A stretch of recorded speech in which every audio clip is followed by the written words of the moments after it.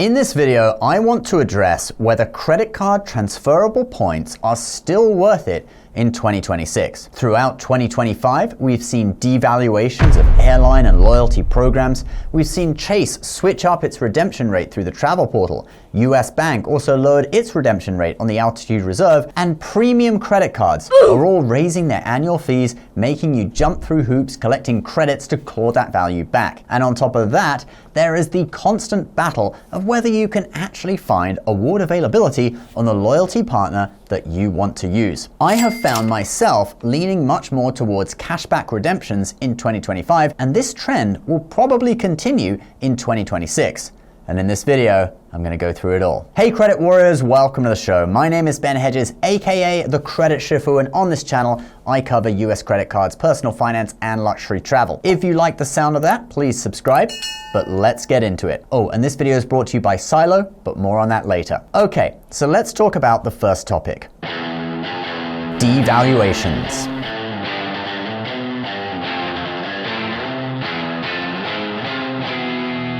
At the beginning of 2025, we saw a devaluation of Marriott points. Now, Marriott doesn't publish an award chart anymore since quite a while ago, which makes things even more opaque. But there is an unpublished cap on what a night at each property costs. In early 2025, it seems that this cap was lifted.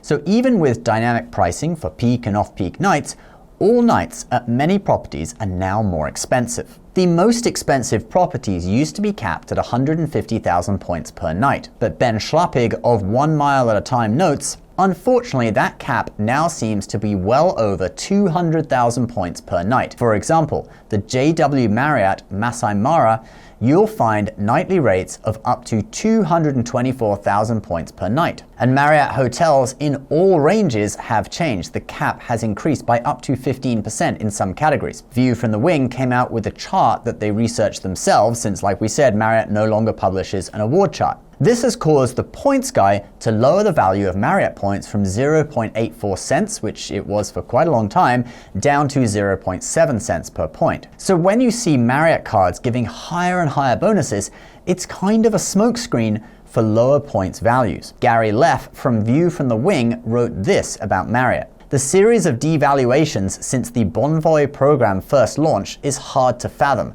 I've struggled to think of a positive thing that Bonvoy has done to make the program better since then. About a year ago, I asked Marriott to give me some examples. They promised to do so, but ultimately chose not to. Quite sad, really. So he actually asked Marriott, give an example of what you've done that's actually good.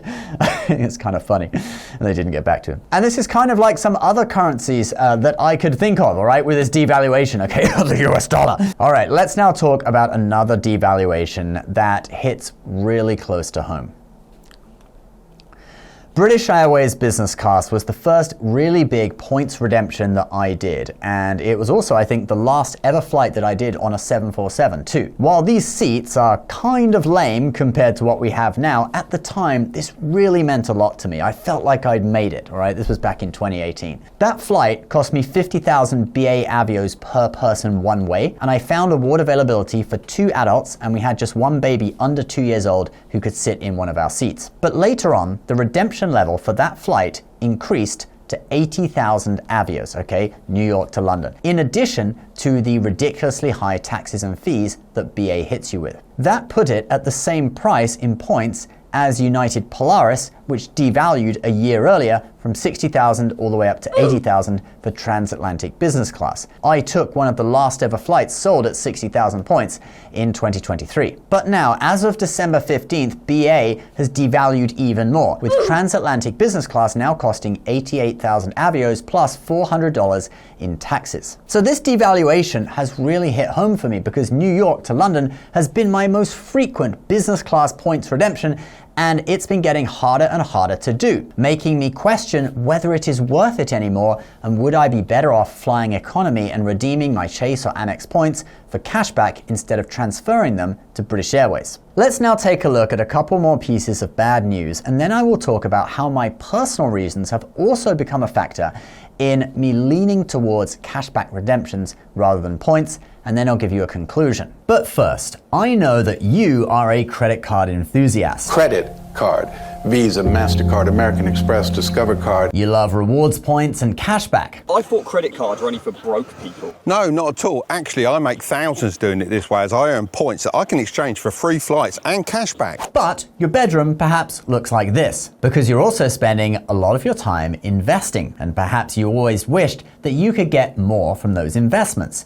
Perhaps rewards on your investing balances, like you can earn points on credit card transactions. Well, now you can. You may have heard me talk about Silo in previous videos. Silo is an investing app where you can buy US stocks, ETFs, and both corporate and government bonds. Silo is working with interactive brokers to bring in their first ever credit card style rewards program for brokerage accounts. You can earn up to 1 point per dollar, up to 500,000 points per year on your portfolio balance, paid out monthly. For the launch of this program, only until the end of the month, they're offering an insane 300,000 point welcome bonus for new members. Right now, these points are redeemable for cashback at a 1 cent per point rate, but Silo is currently working to bring on a suite of transfer partners. Think Hyatt points, Delta Sky Miles, etc. This launch offer is only available until the end of the month, so if you want to get a 300,000 point welcome bonus and earn up to 500,000 points every year,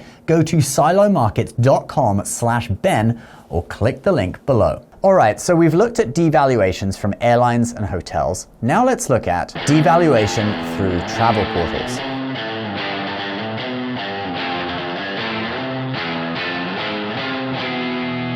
So you probably all know about Chase's new points boost system, all right? Sapphire Reserve points are no longer worth 1.5 cents per point. Instead, they are worth up to 2 cents per point, depending on which airline or hotel and what class of travel you want to book. Now, there seem to be a lot of points boost eligible fares right at the beginning, even in business class, okay? But now it's a different story. I searched for a flight from New York to London, and I was only finding points boost with United in premium economy. All right, just that one airline and just in premium economy. And to be honest, who's going to waste their points on premium economy anyway? All right, I either go for the most value down in economy or the most comfort in business class. Premium economy has never really made sense to me to actually book with either money or points, okay? Maybe if you can get an upgrade, it's great, like I've done that before, except like a last minute upgrade for $100 the night before. But I wouldn't normally search for premium economy tickets and buy them, okay? And I think a lot of people are the same. And that's probably why Points Boost is available on premium economy and nothing else to entice people to book it. Meaning that for just booking economy, which is the most common booking through the travel portal, you are only getting 1 cent per point. That's a 33% devaluation if you have the Chase Sapphire Reserve and a 20% devaluation if you have the Sapphire Preferred or Ink Preferred. Another bank that has done this recently is US Bank, which devalued Altitude Reserve points from 1.5 cents per point to 1 cent per point on December 15th. It's actually the same day as the British Airways devaluation. That card isn't available to new members anymore, but many people still have it. Both of these things, the travel portal devaluations and the transfer partner devaluations, are basically inflation. It now costs more points to book the same ticket, so the value of the points has gone down. It's basically what the US government has been doing to the US dollar for decades. You could get a nice house for $11,000 back in 1950, but that would be like 400 grand now, or $1 million if you live in California. And all the while this is going on, bonuses have been rising. I got a 175,000 point bonus on the Amex Business Platinum a few years ago, and I thought that was a lot. But recently I received Amex junk mail offering me 250,000 points, but in reality with airline and hotel devaluations, the value may be similar. At least with Amex, they haven't devalued their points through the portal, all right? Knock on wood. All right, now I want to talk about one more factor of why I personally am kind of leaning towards being on Team Cashback now, and that is my personal factors.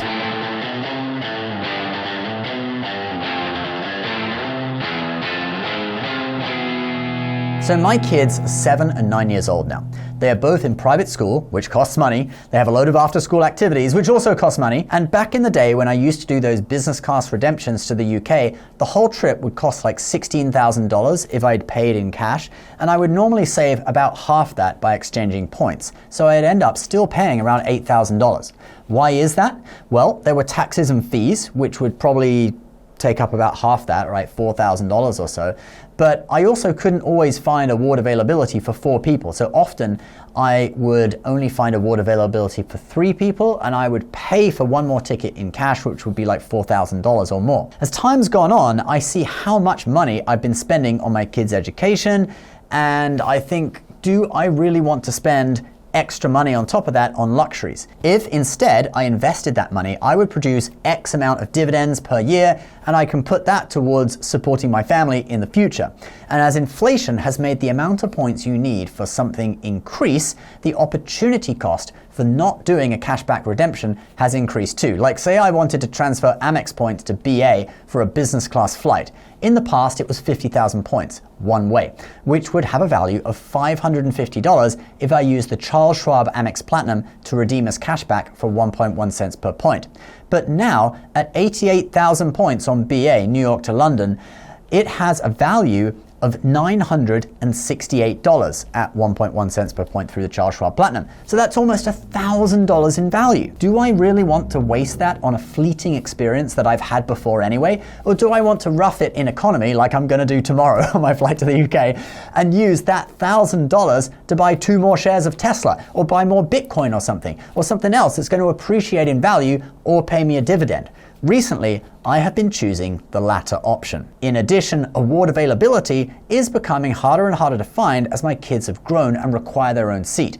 Thus, it is even less likely that I can do all of the tickets with points, and often I have to pay out of pocket, at least if I'm booking business class. Doing those aspirational awards is not convenient at all, right? It's not like on social media where someone posts, I was in Emirates first class and it only cost me $100, right? What you don't see is that that person had to fly from, like, say, Boston to New York to get on that Emirates first class flight to fly to Dubai, and then they were actually going on vacation to London, so they had to then take a flight back to London in economy. And they just show you the Emirates bit, but actually they had to jump through a load of hoops to get it, right? Often it is like that. You basically need to be a young guy with no family who's just doing it for the experience and has super flexible dates. Like even when last time I did the United Polaris award ticket, I flew to the UK on JetBlue Mint, which was paid for by a client. They offered either round trip, premium economy, or business class one way, and I make my own way home. Then after the conference that I was speaking at finished, I should have gone home on the Sunday, but I extended my trip by 2 more days, or maybe it was 3 more days, I can't remember, all the way to Tuesday or Wednesday, so that I could get award availability and United Polaris for my way home.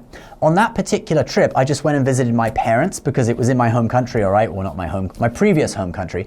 But if you were in a location where you didn't know anyone, you'd have to spend 2 more nights in a hotel at your expense, and then add on if your family members are traveling with you, you'd have all their expenses like hotels and meals, etc. And suddenly waiting 2 more days for award availability isn't worth it anymore because you're just going to be spending so much money on staying in that place for longer. And so this is the reason that I'm leaning towards cashback for most of my redemptions these days. I love using the Charles Schwab Amex Platinum to cash out my Amex points at 1.1 cents per point. I almost max it out, right? They give you 1 million points per year allowance at that rate. And I also cash out Chase points at 1 cent per point too.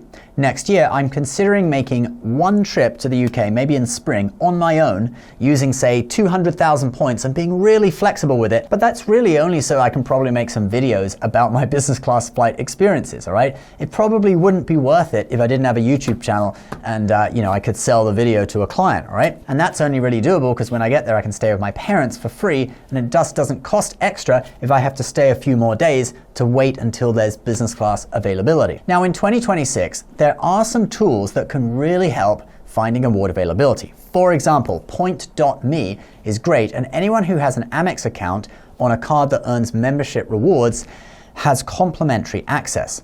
You just go to point.me/Amex and use your Amex password and email to sign in. There are also some other AI-based award fair finders that you can look into as well. But for me, even with all those tools, it remains really hard with a family of 4 to really take advantage of all this, and the opportunity cost versus just getting cash is pretty high. Like, let's say I exchange 300,000 points. Well, the cash value of that is $3,300, all right? You invest that over the years, that really grows, and it can really help you build your future. All right, guys, that is the video for today. What do you think? Leave your comments down below. And don't forget, if you want to start earning more points than you know what to do with, check out Silo Markets and their limited 300,000 point bonus while it still lasts. Those points can be redeemed as cash back, or in the future, they will be able to be transferred to partners. But by what I've said in this video, cashback might be a better option. Please subscribe if you're new. We'll see you in the next video. Bye-bye.